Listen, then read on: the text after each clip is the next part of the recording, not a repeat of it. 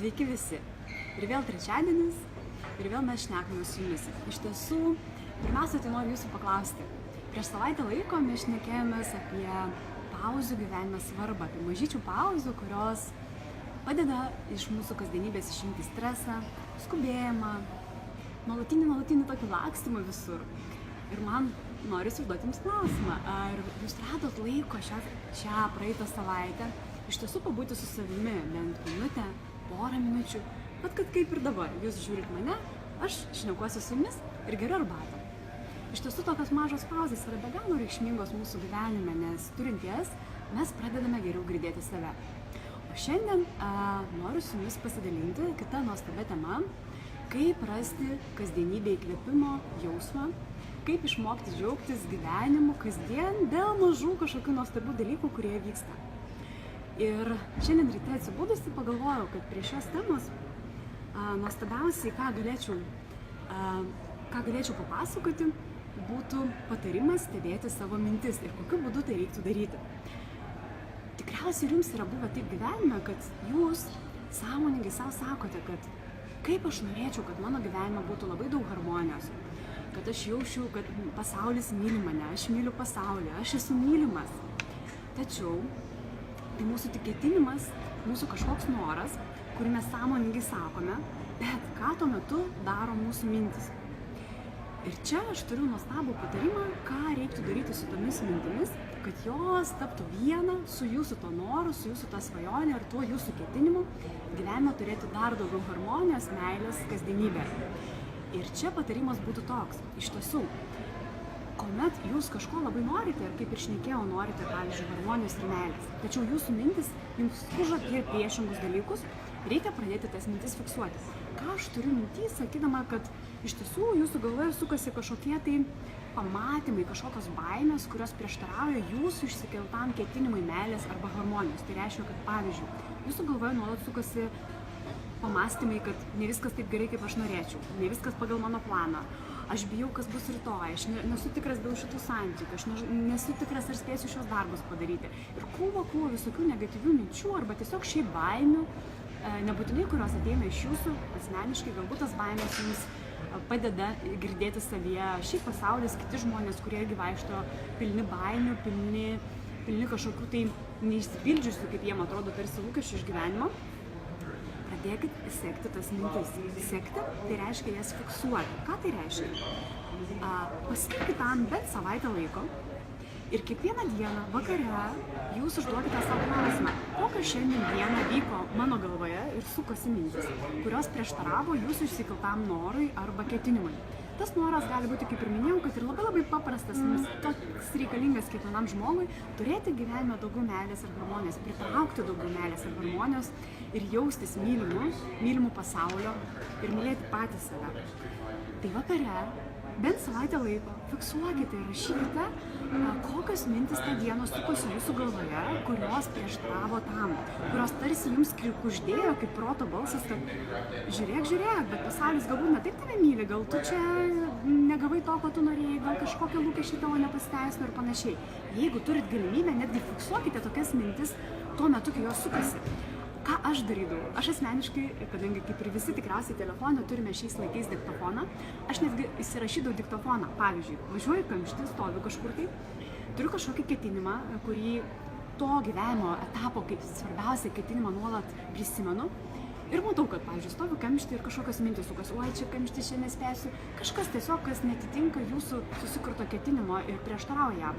Ir aš specialiai įsijungdavau diktofoną ir įgarsindavau tas mintis. Kodėl taip svarbu mintis įgarsinti arba raštu jas užrašyti, tiesiog paimti ir surašyti. Todėl, kad tada mes tas mintis ištraukiam iš pasąmonės, mes ištraukiam jas į dienos šviesą. Ir žinot, kas atsitinka, kai mintis ištraukiam į dienos šviesą, tam tikrą prasme mūsų galvoje praskaidrėja. Tai reiškia, tampa akivaizdu, tai kas gyvenime man trukdo, kad tas ketinimas įvyktų. Ir iš tiesų jūs nustebsite, bet tai, ką jūs užrašysite, ir bus tie prieštaravimai, kurie yra tas slengstis, kurios negalite peržengti, kad jūsų gyvenime ateitų to, ko jūs trokštate. Labai rekomenduoju ir labai kviečiu bent savaitę laiko fiksuoti tas mintis, nes po savaitės laiko tuoj duosiu sekantį patarimą, ką reiktų daryti. Ir kai jūs susirašysite tas visas mintis, aš siūlau mažiausiai savaitę laiko, tai turėtų būti praktika, žinokit, sakau savaitę tik dėl to, kad nenoriu jūsų gąsdinti ir sakyti, kad reikia bent mėnesį rašyti, iš tiesų rekomenduotina būtų mėnesį, bet bent savaitę jūs fiksuokite tokias mintis ir po savaitės laiko padarykite tų minčių analizę. Ką aš turiu minty, tai reiškia, jūs tiesiog atsiverskite tų visų 7 dienų savo minčių tokių dienoraštį ir pabandykite susižymėti, kurios mintis atsikartoja. Jūs vėlgi nustebsite ir pamatysite, kad praktiškai kiekvieną dieną vyksta tos pačios mintis, kurios būtent susijęs su kažkokiais negatyviais dalykais, su kažkokiu jūsų nepasitenkinimu ar baimėmis. Ir pamatysite, po savaitės laiko jūs realiai išskirsite maksimaliai kokias 3-5 mintis, kurios bus esminės, centrinės ir į kurias jūs investuojate daugiausiai savo dėmesio ir savo energijos. Ir ką reikia tada daryti?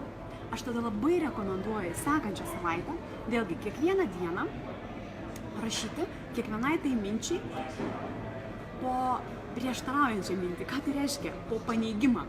Tikrai net nebejoju, kad kiekvieną jūsų dieną atsitiks kažkas tai, kas prieštaraus tam, ką jūs susirašėte. Pavyzdžiui, jeigu jūsų viena iš minčių bus manęs nevertina darbe, manęs nepastebi ir manęs nepagiria. Aš net nebejoju, kad per savaitę laiko jūs tikrai gausite bent vieną pagirimą iš kolegos, galbūt pagirimą iš draugo, galbūt pagirimą iš vadovo. Ir jūs susirašykite. Tiesiog užsirašykite, kas realiai paneigtų jūsų užsirašytą negatyvią mintį arba baimę. Tiesiog vėlgi sąmoningai, mažiausiai savaitę laiko stebėkite ir fiksuokite.